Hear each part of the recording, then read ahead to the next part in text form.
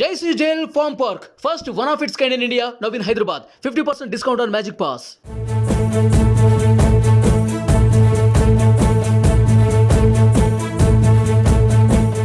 జనసేన అధినేత పవన్ కళ్యాణ్ అసలైన రాజకీయం మొదలుపెట్టారా? పిఠాపురంలో 1,00,000 మెజారిటీ పక్కన భిన్న తీర్పులిచ్చే నియోజకవర్గ ప్రజలు ఈసారి ఎవరికి పట్టం కట్టనున్నారు? కాపు ఓట్లు ఎటువైపు ఉన్నారు? వారు కోరుకుంటోంది ఏంటి? తన గెలుపు బాధ్యతను టీడీపీ వర్మకే ఎందుకు ఇచ్చారు పవన్? ఒక్కసారి ఎన్నికల్లో గెలిచిన పార్టీ మరోసారి ఇక్కడ గెలవని పరిస్థితి. మరి పిఠాపురంలో సెంటిమెంట్ ప్రకారం పవన్ గెలుపు ఖాయమేనా? Let's watch the story.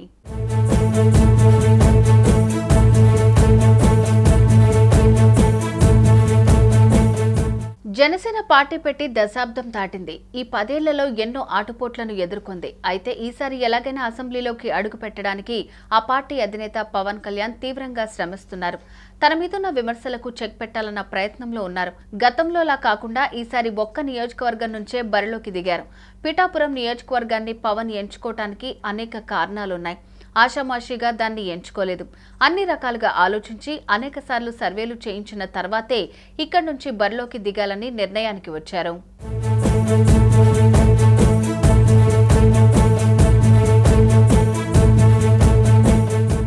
Pithapuram నియోజకవర్గానికి ఒక ప్రత్యేకత ఉంది. ఇక్కడ ఏ నాయకుడు వరుసగా రెండోసారి గెలవలేదు. పిఠాపురం నియోజకవర్గం ఓటర్ల తీర్పు అందుకే భిన్నంగానే ఉంటుంది.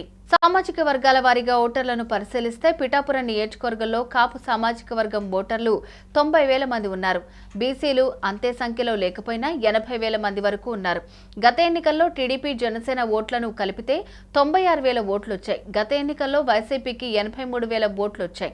అందుకే ఇక్కడ గెలుపు అనేది పైకి కనిపించనంత సులువు కాదు.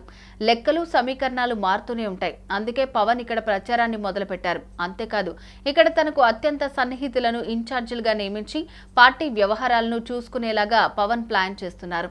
టీడీపీ వర్మకు గెలుపు బాధ్యతలను అప్పగించారు.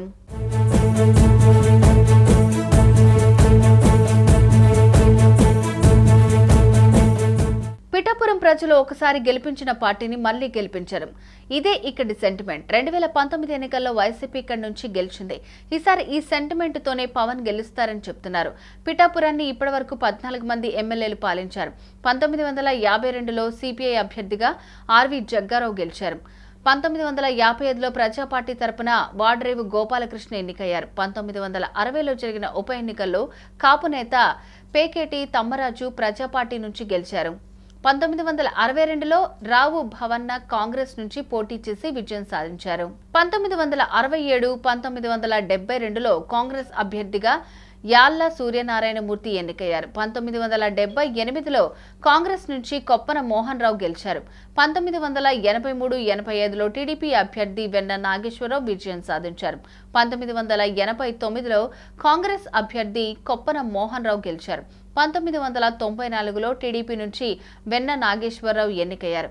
1999లో సంగిశెట్టి వీరభద్రరావు ఇండిపెండెంట్ అభ్యర్థిగా గెలుపొందారు. 2004లో బీజేపీ నుంచి పెండం దొరబాబు గెలిచారు. 2009లో ప్రజారాజ్యం పార్టీ నుంచి బంగా గీత ఎన్నికయ్యారు. 2014 ఎన్నికల్లో ఎస్వీఎస్ఎన్ వర్మ ఇండిపెండెంట్ అభ్యర్థిగా గెలిచారు. 2019 ఎన్నికల్లో పెండం దొరబాబు వైసీపీ పార్టీ తరపున విజయం సాధించారు. అంటే ఈ నియోజకవర్గంలో ఒకసారి గెలిచిన పార్టీని మరోసారి గెలిపించలేదు ఓటర్లు. 1985 నుంచి 2019 వరకు ఈ సెంటిమెంట్ కొనసాగింది. ఈ సెంటిమెంట్ ను పరిగణలోకి తీసుకుంటే గత ఎన్నికల్లో వైసీపీ ఇక్కడ నుంచి గెలిచింది అంటే ఆనవాయితీ ప్రకారం కూటమి అభ్యర్థికి అవకాశం ఎక్కువగా ఉన్నాయి.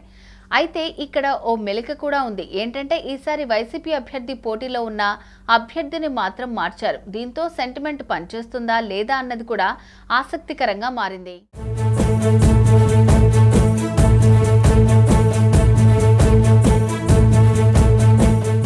వైసీపీ నుంచి వంగ గీత, కూటమి అభ్యర్థిగా జనసేన నుంచి పవన్ కళ్యాణ్ పోటీ చేస్తున్నారు. ప్రస్తుతం ఇరు పార్టీల నుంచి ఇక్కడ పోటీ చేస్తున్న అభ్యర్థులు కాపు సామాజిక వర్గానికి చెందిన వారే కావడంతో కాపుల ఓట్లు చీలిపోయే అవకాశం కనిపిస్తోంది. మొత్తంగా పిఠాపురం నియోజకవర్గంలో కులాలతో సంబంధం లేకుండా అన్ని కులాలు ఇక్కడ పాలన సాగించాయి. కాపు సామాజిక వర్గం నుంచి ఎక్కువసార్లు ఎమ్మెల్యేలు పనిచేశారు. కాపుల ఓట్లు కీలకమైనప్పటికీ మిగిలిన సామాజిక వర్గాలను సమన్వయం చేసుకుంటేనే ఇక్కడ గెలుపు తథ్యమని పిఠాపురం చరిత్ర చెబుతోంది.